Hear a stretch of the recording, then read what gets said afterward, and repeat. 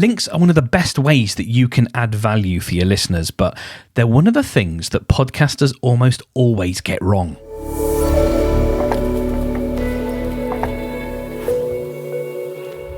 Hello, I am Mark Stedman and I run the podcast hosting company Podiant, and I want to bring you actionable advice that you can apply to your podcast today.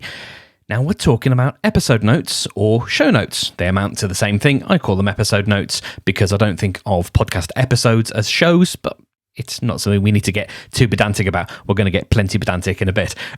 Your show notes include text, links, and images to the things that you're discussing on your episode, and they are the best way that you can add value to your listeners. You want to briefly describe the contents of the episode and link to things that you've discussed.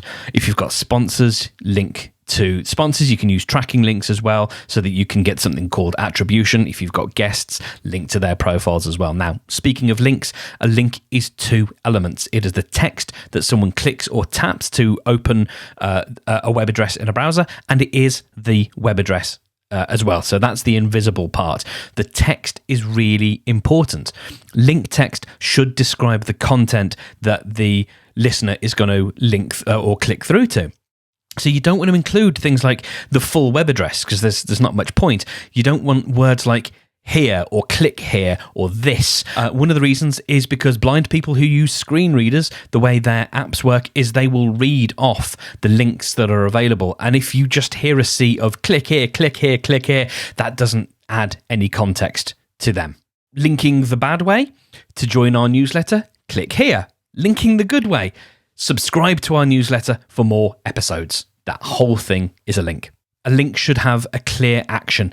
It should show the person that's going to click it what benefit they're going to receive. And a lot of this is what Google will use when it's determining the relevancy of a web page to another web page. It's about that link text.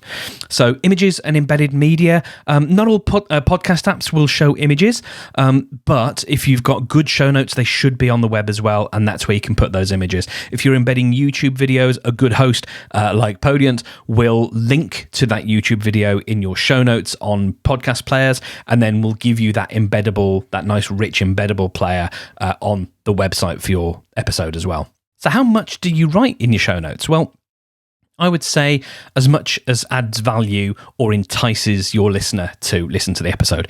Consider the SEO of your podcast description, but don't overly keyword stuff if you can avoid it. Show notes are really a combination of extra content, sort of bonus content, a podcast trailer, and metadata that search engines can suck up so that they can begin to understand a little bit more about your episode. So my formula for show notes is to start with a 1 to 2 sentence summary. Maybe I'll say something like, this week's guest is such and such, a little bit of information about the guest, and explain the value to the listener of the episode, and then keep it short. Keep that summary nice and short. Now let's talk about your title. Your episode title should only contain what is relevant to that episode. Don't include the podcast name, don't include the episode number, don't include the season number, because that information can be shown elsewhere, especially in Apple Podcasts. A good title might be something like, 10 things I learned crossing the Atlantic with Jennifer's son. This is your thing. I'm not going to overly prescribe how you write your titles, but these are some things to bear in mind. Keep it simple. Make it enticing. Try not to be cute. Try and actually tell the listener what they are going to get in the episode.